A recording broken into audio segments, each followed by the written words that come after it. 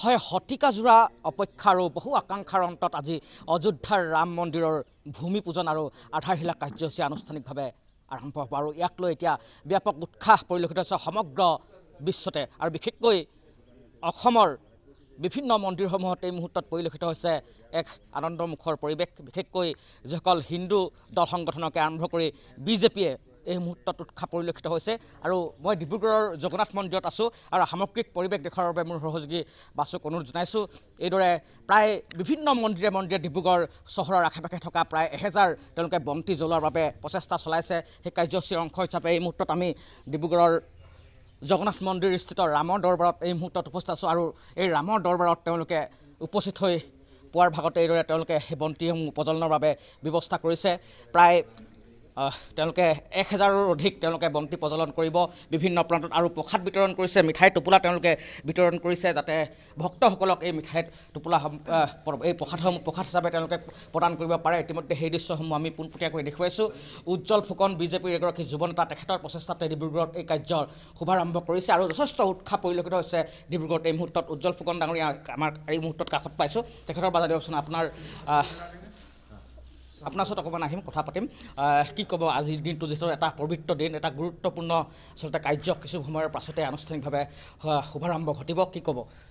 500 বছৰীয়া এটা সংঘৰ্ষৰ অৱসান ঘটাই আজি অযোধ্যাত ৰাম মন্দিৰ নিৰ্মাণৰ যিটো ভূমি পূজনৰ আজি কাৰ্যসূচী ভূমি পূজন আৰম্ভ কৰা হৈছে, ভূমি পূজনৰ যোগেদি ৰাম মন্দিৰ নিৰ্মাণৰ সেইটো প্ৰতি লক্ষ্য ৰাখি আমি ডিব্ৰুগড়তো আজি এটা উৎসৱমুখৰ পৰিৱেশ সৃষ্টি কৰিবলৈ আমি চেষ্টা কৰিছোঁ। যিহেতু ৰাম মন্দিৰ কেৱল এটা মন্দিৰ নহয়, সি হিন্দু জাতিৰ প্ৰতিজন হিন্দুৰ কাৰণে অস্তিত্বৰ প্ৰতীক, আৱেগ অনুভূতি জড়িত হৈ আছে ৰাম মন্দিৰৰ লগত।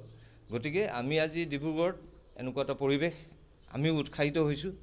ৰাম মন্দিৰ আজি 500 বছৰ সংঘৰ্ষৰ পিছত যিহেতু আৰম্ভ কৰিব লৈছে, সেইকাৰণে আমি ডিব্ৰুগড়ত আজি প্ৰতিটো মন্দিৰত প্ৰতিটো নামঘৰত যাতে চাকি জ্বলাই আমি এনেকুৱা এটা পৰিৱেশ আমি কৰিব পাৰোঁ যাতে আমাৰ এই কাৰ্যৰ যোগেদিও যাতে ৰাম মন্দিৰ নিৰ্মাণত কিছু আপোনালোকে অংশীদাৰ হ'ব পাৰে, অংশীদাৰ হ'ব পাৰোঁ কৰিছে। কিমান সংখ্যক চাকি আপোনালোকে প্ৰজ্বলন কৰিব? আমি আমাৰ নিজাববীয়াকৈ আমি 1100 চাকি আজি ডিব্ৰুগড় বিভিন্ন মঠ মন্দিৰত আমি জ্বলোৱাৰ কাৰণে ব্যৱস্থা কৰিছোঁ গধূলি। আৰু তেল চাকি আমাৰ ফালৰ পৰা, এইটো তেওঁলোকে মন্দিৰে নিজে কৰিব বা ডিব্ৰুগড় ৰাইজে নিজে ব্যৱস্থা কৰিছে, কিন্তু আমাৰ ফালৰ পৰা এইখিনি আমি লৈছোঁ। এইখিনি এটা কথা গুৰুত্বপূৰ্ণ কথা, যিহেতু ৰাম মন্দিৰৰ ভূমি পূজনৰ বাবে কামাখ্যা মন্দিৰৰ পৰা জল আৰু ইয়াৰ মাটি নিয়া হৈছে, ঠিক তেনেকৈ ব্ৰহ্মপুত্ৰ নদীৰ পৰাও পানী লৈ যোৱা হৈছে ভূমি পূজনৰ বাবে, কি ক'ব? আমি গৌৰৱ অনুভৱ কৰিছোঁ। মই সেইকাৰণে ক'লোঁ যে ৰাম মন্দিৰ কেৱল এটা মন্দিৰ নহয়, হিন্দু জাতিৰ অস্তিত্বৰ প্ৰতীক, আৱেগ অনুভূতি জড়িত হৈ আছে। যিহেতু আমি ভাৰতবৰ্ষৰ প্ৰতিজন ভাৰতীয় হিচাপে, প্ৰতিজন নাগৰিক হিচাপে আমাৰো এটা দায়িত্ব আছে। আমি অসমীয়া হিচাপে অসমৰ ব্ৰহ্মপুত্ৰৰ পানী, কামাখ্যাৰ মাটি যাতে তাত থকাৰ লগে লগে আমাৰ অসমীয়া আমিও যে ৰাম মন্দিৰৰ লগত জড়িত, সেই বস্তুটো আমাৰ মানুহৰ মাজত এটা এইখিনিতে এটা যদি গুৰুত্বপূৰ্ণ প্ৰশ্ন যিহেতু উত্থাপিত হৈছে, ৰাম মন্দিৰ নিৰ্মাণ কৰা হৈছে, বিজেপি যে উৎসাহ আছে, কিন্তু ৰাম ৰাজ্য প্ৰতিষ্ঠাৰ ক্ষেত্ৰত যিদৰে ৰাম ৰাজ্য প্ৰতিষ্ঠা হৈছিল তেনেধৰণে চৰকাৰসমূহ যেন চলাই নিয়াৰ ক্ষেত্ৰত যিটো ৰামৰ যিটো আদৰ্শ আছিল, তেনেধৰণৰ কিছু চিন্তা চৰ্চা আপোনালোকৰ মাজত কেনেধৰণে আগন্তুক দিনত প্ৰতিফলিত হ'ব? কাৰণ আপোনালোকে সেই কাৰ্যভূমিতে ৰাম ৰাজ্য বা ৰাম নিৰ্মাণৰ ক্ষেত্ৰত, মন্দিৰ নিৰ্মাণৰ ক্ষেত্ৰত যিটো আপোনালোকৰ অংশগ্ৰহণ পৰিলক্ষিত হৈছে, ক্ষেত্ৰত কিবা ক'ব নেকি আমাক? চাওক, প্ৰথম কথা হ'ল আমাৰ মাননীয় প্ৰধানমন্ত্ৰী মোদীজীয়ে কৈছে সবকা সাথ সবকা বিকাশ। ৰাম মন্দিৰ নিৰ্মাণৰ কথা এইটো নহয় যে ইয়াত আমি থকা অন্যান্য ধৰ্মাৱলম্বী মানুহক আমি হীন চকুৰে চাম বা অন্যায় কৰিম। আমাৰ কথা হ'ল এক ভাৰত এক ৰাষ্ট্ৰ। ধন্যবাদ। নিশ্চয়কৈ সামগ্ৰিক দৃশ্য কিছু দেখুৱাৰ বাবে অনুৰোধ জনাইছোঁ। পুৰোহিতে ইতিমধ্যে এই ৰাম মন্দিৰত সেই পূজা অৰ্চনা ইতিমধ্যে আগবঢ়াইছে। এই ৰামৰ দৰবাৰ ডিব্ৰুগড় জগন্নাথ মন্দিৰত সামগ্ৰিক দৃশ্যসমূহ সহযোগী বাসুৱে দেখুৱাইছে। আমি চৌপাশৰ কিছু দৃশ্য এই মুহূৰ্তত আমি দেখাবলৈ যত্ন কৰিম। ডিব্ৰুগড়ৰ জগন্নাথ মন্দিৰত কেনে এক পৰিৱেশ এই মুহূৰ্তত, যিহেতু এই মুহূৰ্তত সংসদ অবাধনীয় চৌদিশে মুখৰিত হোৱা পৰিলক্ষিত হৈছে ডিব্ৰুগড়ৰ জগন্নাথ মন্দিৰত।